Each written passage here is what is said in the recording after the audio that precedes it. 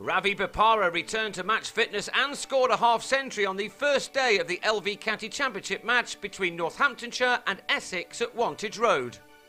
James Foster won the toss and decided to have a bat first, leaving it to his new opening partnership of Tom Wesley and Mark Pettini to get his side off to a good start.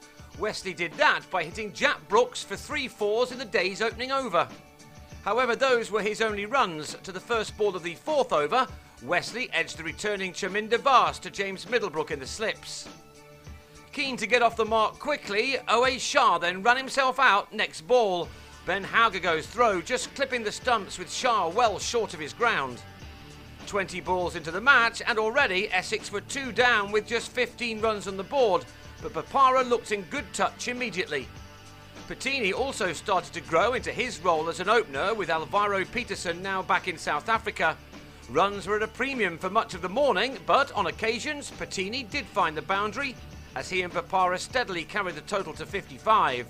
Northamptonshire had 2 more wickets before the lunch break.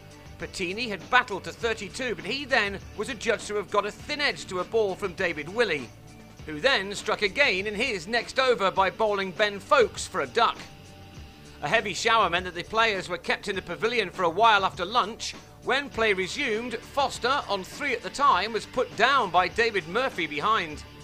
Had the keeper held on, then Essex would have been in trouble on 67 for 5, but as it was, Foster and Bopara then began to fight back. Bopara scored a brilliant 100 in the CB40 match on Monday on his return to the side, and he looked to continue that form here. Foster made a very slow start to his innings, but once he settled in, he began to find some balls he could hit, and from a troubled beginning, the Essex innings was now beginning to develop. Bopara would surely have been playing for England this summer had he not been injured just prior to the first Test match at Lord's.